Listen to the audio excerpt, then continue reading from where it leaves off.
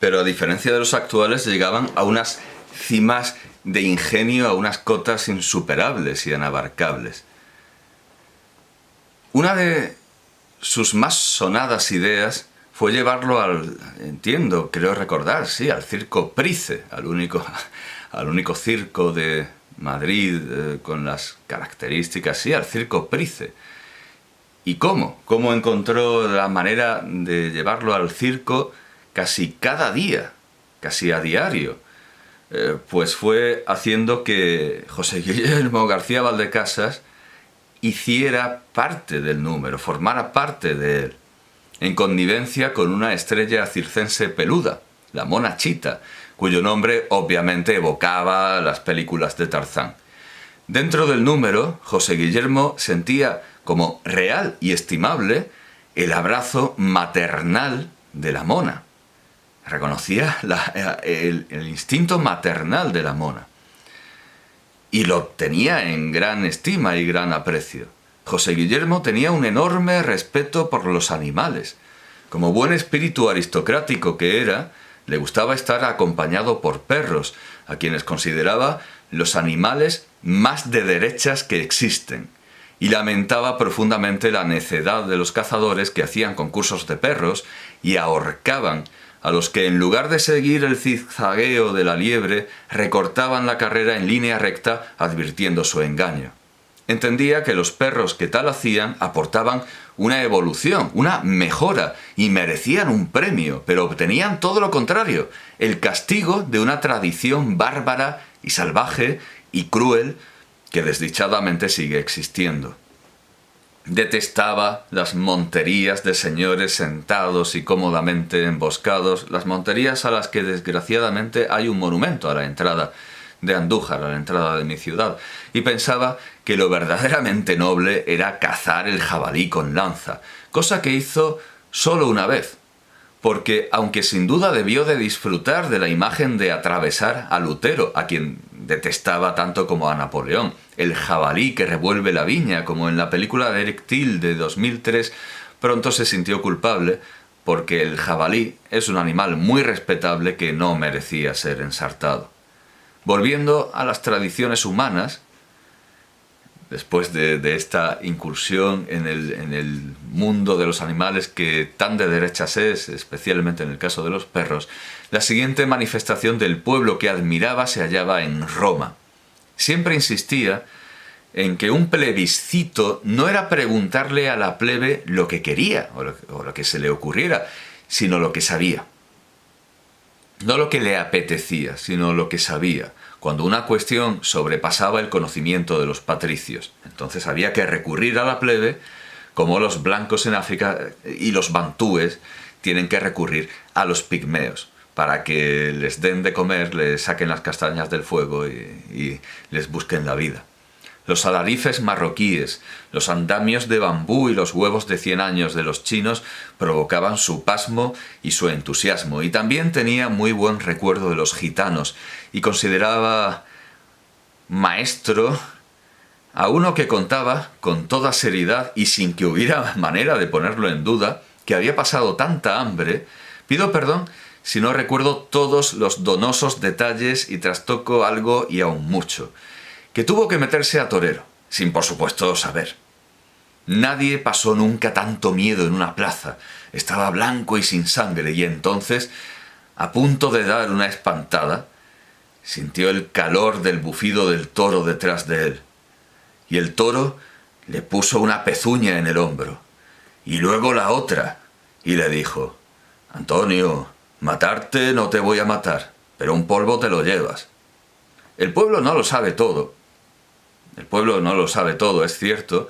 Yo he visto a gente de campo matar mariquitas, no sé si se podrá decir esta palabra, me refiero a la coccinella septempunctata, que ellos llamaban marranicas, que es un nombre que también se da a la cochinilla, que algunos llaman bicho bola. Yo a la cochinilla la llamo cochinilla, y a la coccinella, que claro, coccinella es cochinilla, coccinella septempunctata, pero no es una cochinilla cualquiera, es una cochinilla con 7 puntos, en tanto que la cochinilla, que además ni siquiera es un insecto, la cochinilla o marranica, el bicho bola que se usa en tintorería, etc. Bueno, eso es la cochinilla, tal cual. A las mariposas nocturnas aquí se las llama palomillas, que es algo que parece que ya hacían los mozárabes. Y no sé cómo llaman a las palomillas. Bueno, sí, polillas, pero no todas las palomillas son polillas. Polillas, las llaman más arriba. Bueno, quien quiera ser más preciso, pues sí, mariposas nocturnas. Bueno, pues he visto matar mariquitas, porque las veían aparecer después de los pulgones, sin saber que precisamente se comen a los pulgones. Muchos jeroglíficos hititas se desgastaron porque el pueblo pensaba que curaba el tracoma, y los textos chinos más antiguos desaparecieron triturados y bebidos como huesos de dragón. El pueblo no lo sabe todo. El mundo de José Guillermo García Valdecasas se parecía al complejo mundo de Fraggle Rock, que por cierto tengo aquí a mano porque lo estoy viendo con pasmo y entusiasmo y sorpresa de lo bien hecho que está esto y lo difícil que sería de imitar ahora, incluso con técnicas superiores. Se parecía su mundo al de Fraggle Rock de Jim Henson, donde hay varios mundos, varios reinos, cada uno con su saber, y en el que a veces hay que preguntar al pueblo lo que sabe, y otras veces es el científico occidental el que tiene que explicar a los indios del Amazonas. Los indios no lo saben todo, a los indios que prefieren una inyección a otra, porque siendo el mismo principio activo, la misma dosis, una de ellas tiene un analgésico, pues el científico tiene que explicarles que el dolor no cura, como ellos pensaban. Ellos no querían la inyección con analgésico, porque la que les hacía rabiar de dolor, la que les hacía arrastrarse y retorcerse por el suelo, pensaban que era la efectiva y que la otra no servía para nada. Bueno, pues el dolor no cura, cura el principio activo. Esta era otra historia que contó alguna vez y que desde luego no lo deja en la condición de un admirador de lo atávico o de la Pachamama. No, los indios a veces se equivocan. Muchas veces saben cosas que nosotros no sabemos hacer y bien nos estaría aprender de ellos. Pero otras no saben lo que hacen, no saben lo que se hacen y no saben lo que dicen. Así, José Guillermo García Valdecasas admiraba con entusiasmo a la realeza, a la aristocracia y al pueblo, pero desde luego sin creer que eran lo que no eran, ni aceptando todo lo que venía de estas tres instituciones sin más. Teniendo en cuenta que era un entusiasta defensor del feudalismo, por supuesto entendido a su manera, su propio y peculiar feudalismo, es fácil ver que estamentos del antiguo régimen no contaban con su gracia. Cuando se rezaba en todas las iglesias por las intenciones del Papa y por la conversión de Rusia, él rezaba por las intenciones de Rusia y por la conversión del Papa, cuando lo era Pablo VI, a quien nunca perdonó, entre otras cosas, haber regalado a Turquía un pendón de Lepanto. Celebraba que para Atatürk Turquía fuera la última víctima del Imperio Otomano. Le entusiasmaba esta idea de Atatürk de considerar a Turquía la última víctima del Imperio Otomano. Por lo tanto, José Guillermo García Valdecasas consideraba el regalo del Papa como una claudicación por parte de Occidente y como una ofensa para la Turquía moderna. Pero no dejaba de lamentar de Atatürk, entre obviamente muchas otras cosas que no sabemos, que son bastante conocidas por quien conozca algo de la historia inmediata, de la historia reciente y que tienen que ver con los armenios. Lamentaba que hubiera dejado a los turcos incomunicados con su tradición, cambiando el alfabeto. Sí se entusiasmó con Juan Pablo I, a quien consideraba un santo del que se podía decir que si no fue asesinado, se podía afirmar con seguridad que los cardenales pensaron que lo fue. Se entusiasmó, por supuesto, con Juan Pablo II, a quien consideraba merecedor del título de Magno más que el Papa León, porque el comunismo era más terrible que Atila. Y especialmente, yo no sé si lo repitió alguna vez, pero fue una respuesta que improvisó cuando se lo pregunté yo que si no era un poco exagerado llamar a Juan Pablo II Juan Pablo II el Magno. Es algo que deriva de lo que dijo el cardenal Ratzinger al convertirse en Benedicto XVI. Dopo grande papa, después del gran papa, y entonces se interpretó que habría que llamar a Juan Pablo II el Magno. Y yo dije, hombre, no es un poco pronto para eso. Al fin y al cabo, San León Magno se enfrentó con Atila. Y entonces casi se entusiasmó por la pregunta y dijo, no, el comunismo era un monstruo muchísimo mayor que Atila.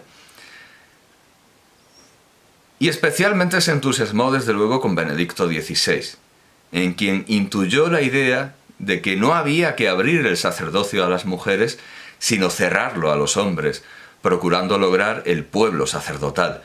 Con todo, no veía tan mal a los frailes como los estatutos del Colegio de España. En sus diferentes remodelaciones estaban muy mal vistos los frailes en el Colegio de España. Se veía muy mal que un fraile quisiera hacer vida colegial. Y desde luego no los veía tan mal como Erasmo, aunque Erasmo fue fraile antes que cocinero del humanismo. Como Erasmo, por cierto, cuyo retrato tenía en su casa. Y tenía bastante estima por un retrato, por razones artísticas pero tenía mucha estima por un retrato de quien él consideraba que había de ser Erasmo. Y no dudaba de que era el rostro de Erasmo. Decía que Pilato había sido el primer democristiano, porque reconoció que Jesús era hijo de Dios, es decir, era cristiano, Pilato era cristiano, y lo condenó a muerte a petición popular, es decir, era demócrata. Se rió cuando le conté el chiste de Jacobiti del demonio que se santigua porque es un democristiano. Admiraba, por supuesto, a los grandes eclesiásticos como el cardenal Marcelo González, y si nos remontamos, pues por supuesto a Cisneros, y evidentemente, por encima de todo, a don Gil de Albornoz.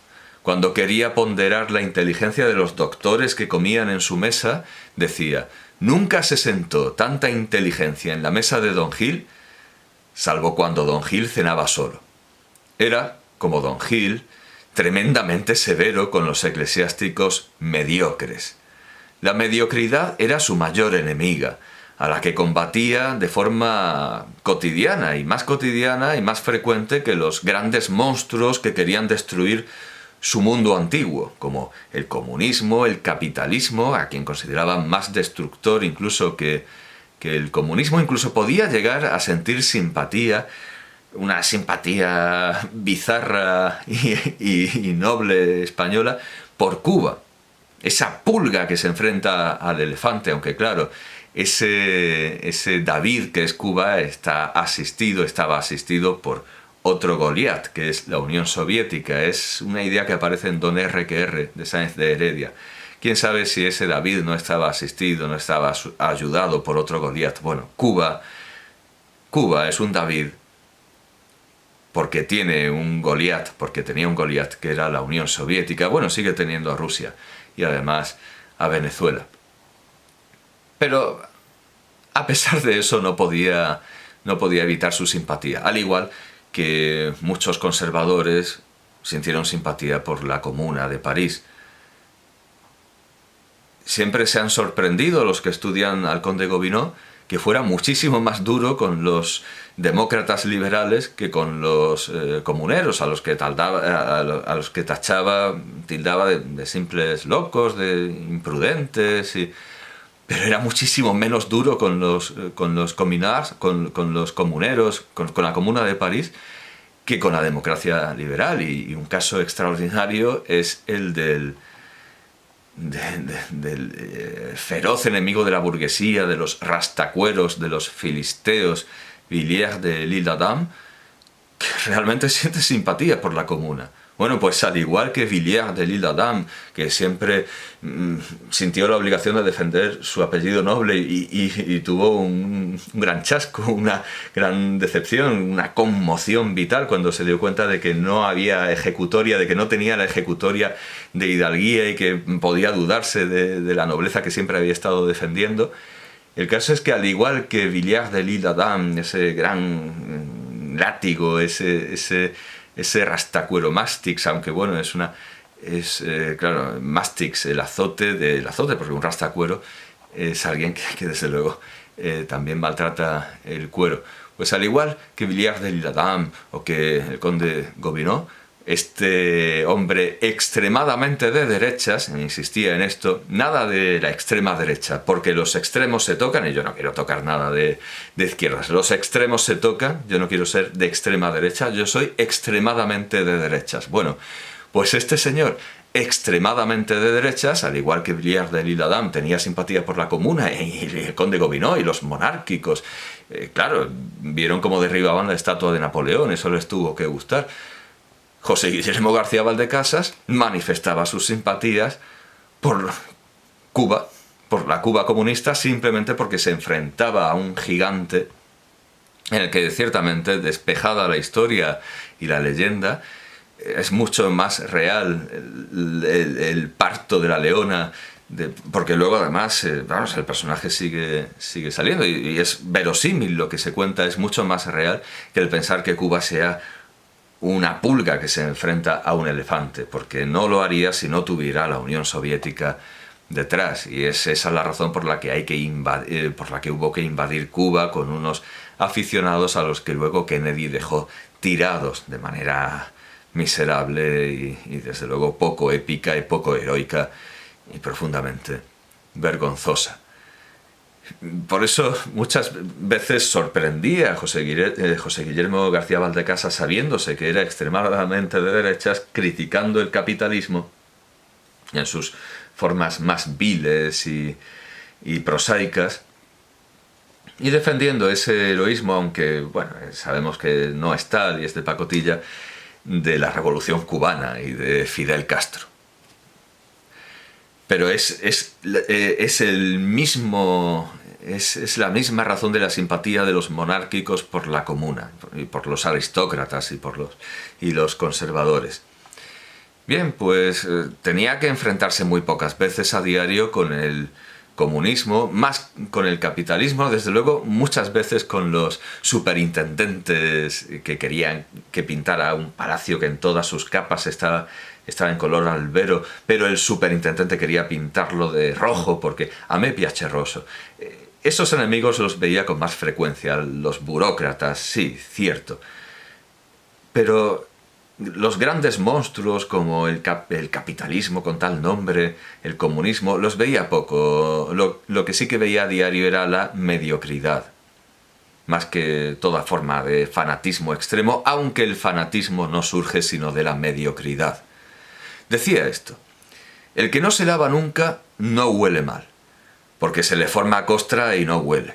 El que se lava todos los días no huele. Huele bien, claro, se lava todos los días. El que huele mal es el medio lavado. Un analfabeto hablará bien. Un hombre culto hablará bien. Quienes dicen cosas como desapercibido por inadvertido son los medio lavados.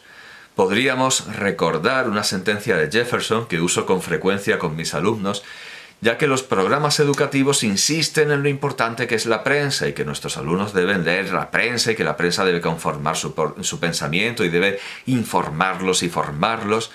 Decía Jefferson que el hombre que no lee nada siempre estará mejor informado que el hombre que solo lee periódicos.